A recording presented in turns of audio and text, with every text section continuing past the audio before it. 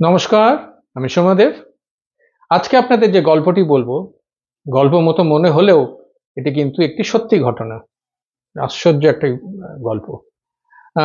ঘটনাটি ঘটে 1892 সাল স্ট্যানফোর্ড ইউনিভার্সিটি, আমেরিকা স্ট্যানফোর্ড ইউনিভার্সিটিতে। একটি ছেলে, 18 বছর একটি ছেলে, সে খুব মুশকিলে পড়েছে। সে স্ট্যানফোর্ড ইউনিভার্সিটির একটি স্টুডেন্ট। সে কি মুশকিলে পড়েছে? তার ভীষণ অর্থ সংকট। ফার্দার পড়াশোনা করার তার কাছে আর টাকা নেই, কিন্তু তার পড়াশোনা করার প্রবল ইচ্ছা। তো এবং আরেকটি দুঃখজনক ব্যাপার হলো ছেলেটি অনাথ। তার মা বাবাও নেই যে কেউ একটু তাকে টাকা দিয়ে সাহায্য করবে। তো এবার সে কি করলো, এবং সেই ছেলেটি এবং তার একটি বন্ধু মিলে ঠিক করলো যে আমরা যদি ক্যাম্পাসে একটা কনসার্ট করি এবং ওই কনসার্ট থেকে যে টাকাটা উঠবে সেটা দিয়ে আশা করি আমরা মোটামুটি আমরা আমাদের পড়াশোনার টাকাটি তুলে নিতে পারবো। ঠিক আছে। তো ওরা তখন অ্যাপ্রোচ করলেন মিস্টার প্যাডরেস্কিকে। তখন উনি he was one of the famous pianist ওই সময়। তো ওনার ম্যানেজার বললো ঠিক আছে, উনি পারফর্ম করবেন, কিন্তু ওনার রেমুনারেশন হচ্ছে 2000 ইউএসডি, মানে ডলার। ওটা তোমাদের কিন্তু দিতে হবে। ছেলেগুলি বললো ঠিক আছে, আমরা ওনার যে ন্যায্য ফিস আমরা দেবো। তারপরে যথারীতি যেদিনকে কনসার্ট হলো, কনসার্ট ভালোভাবেই হলো, কিন্তু দুঃখের জিনিস যেটি হলো হচ্ছে টিকিট বিক্রি করে ওই ছেলে দুটি জোগাড় করতে পেরেছিল মাত্র $1600।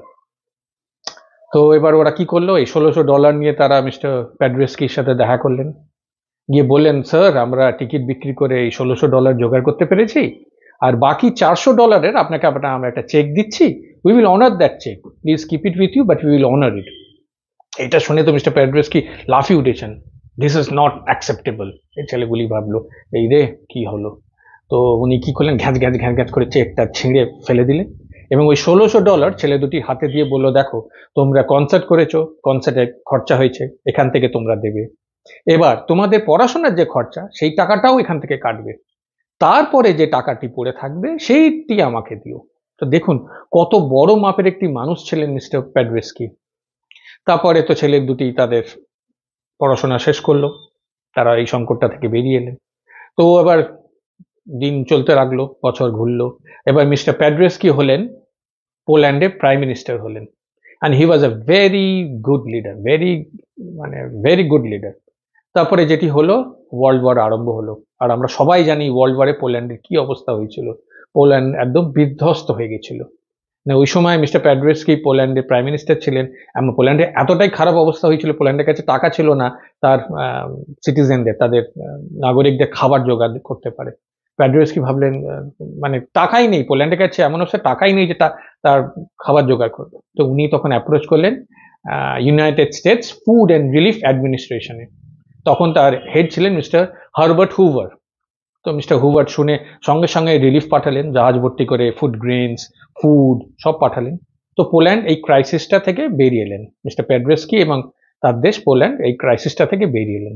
তখন মিস্টার প্যাডরেস্কি ভাবলেন আমাকে মিস্টার হুভার এতটা হেল্প করলেন, then I must thank him, I must go to US and I must personally thank him. তো উনি ইউএসএ তে এলেন এবং মিস্টার হুভারের সাথে দেখা করলেন এবং মিস্টার হুভারকে বলছেন মিস্টার হুভার মানে ইউ হ্যাভ ইটস বিয়ন্ড, মানে আমার কথা নেই আপনাকে কিভাবে আমি হেল্প করবো। আপনি আমার মানে যেই সময় আমার পাশে দাঁড়িয়েছেন, আমার পোল্যান্ডের পাশে দাঁড়িয়ে যেভাবে আপনি হেল্প করেছেন। তখন মিস্টার হুভার ওনাকে থামিয়ে বললেন mister Paderewski please don't thank me.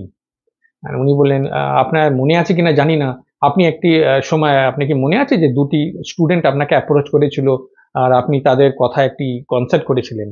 Not only that, আপনি ওই স্টুডেন্ট দুটির এতটাই হেল্প করেছিলেন যে আপনি আপনার রেমুনারেশনটা নেননি পুরো। আপনি বলেছিলেন যে তোমাদের পড়াশোনার টাকা কেটে যেটা পড়ে থাকবে সেইটাই আমাকে দেবে, আর ওই দুটো স্টুডেন্টের মধ্যে একটি স্টুডেন্ট হচ্ছে আমি। আপনি যদি সেদিনকে ওই দিনকে আমাকে হেল্পটা না করতেন আমার পড়াশোনাই বন্ধ হয়ে যেত। So please don't thank me.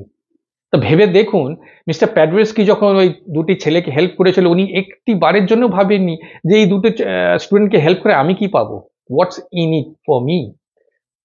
একটি ভারী it was totally a selfless action উনি করেছিলেন, নিঃস্বার্থভাবে ছেলে দুটির পাশে দাঁড়িয়েছিলেন। আর মানে আশ্চর্য জিনিস দেখুন কিভাবে উনি রিটার্নটা পেলেন, উনি কিন্তু কোনো রিটার্ন পাওয়ার জন্য কাজটা করেননি, কিন্তু দেখুন কিভাবে উনি রিটার্নটা পেলেন, কি বিরাট একটা রিটার্ন পেলেন। ওই দুটি ছেলে পাশে উনি দাঁড়িয়েছিলেন, তারা মনে রেখেছিল এবং তার মধ্যে থেকে একটি ছেলে ওইভাবে পোল্যান্ডকে তখন ওই ক্রাইসিসটা থেকে বার করলো। আমরাও কিন্তু দেখুন ম্যাক্সিমাম টাইম আমরা করে থাকি, কাউকে হেল্প করতে যাবার আগে ভাবি what is, if I help them what will I get. আমাদের স্বার্থটাকে আগে আমরা এই ইকুয়েশনটার মধ্যে আগে খুঁজে বেড়াই, আমি যদি হেল্প করি আমি কি পাবো। কিন্তু আমাদের গীতাতে, ভগবত গীতায় বলছে কর্ম করে যাও, ফলের আশা করো না।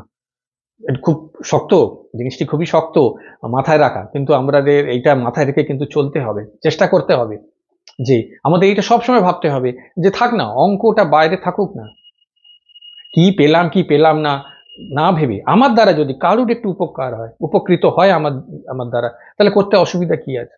কি ভাবুন তো, তখন ওই সময় ওই ওই ভদ্রলোক, কত বড় বামের ভদ্রলোক উনি ছিলেন, উনি তার ওই সময় তিনি he was one of the famous pianist, উনি মানে হি ওয়াজ মানে রকস্টার যাকে বলে সেই সময়, ওই সময়কার, কিন্তু উনি ওই দুটি ছেলের পাশে দাঁড়িয়ে ছিলেন।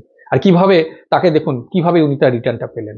তো সেই জন্য আমাদেরও মনে হয় না মাঝে মাঝে আমরাও দাঁড়াই না কারুর, আমার দ্বারা যদি কারুর উপকার হয়, ইফ মানে আমি যদি কারুকে যদি আমার একটু সাহায্যের হাতটা বাড়িয়ে দিলে ক্ষতির কি আছে, থাকুক না, ঠিক আছে কিছু পেলাম না নয়, সেখান থেকে আমাদের রিটার্ন দরকার নেই। ঠিক দেখবেন আপনি যদি ঠিক কাজ করেন, ভালো কাজ করেন, আপনি রিটার্ন ঠিক পাবেন, কিন্তু রিটার্নের আশা করে কোনো কাজ করবেন না। নিজের নিঃস্বার্থভাবে কাজটা করে যান, কোনো ফলের আশা করবেন না, দেখবেন কত কত কত লোকের আপনি আপনি হেল্প করছেন, দেখবেন।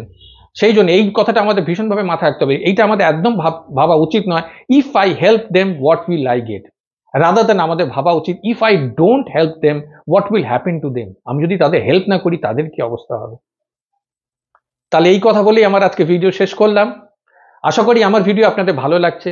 যদি ভালো লাগে থাকে তাহলে প্লিজ প্লিজ একটু শেয়ার করে দেবেন, কমেন্ট দেবেন, আর একটু লাইক বাটনটা প্রেস করে দেবেন, আর সাবস্ক্রাইব করতে ভুলবেন না প্লিজ। আসবো আর একটা নতুন ভিডিও নিয়ে, আর একটা নতুন গল্প নিয়ে, আবার তাহলে দেখা হবে। ভালো থাকবেন সবাই।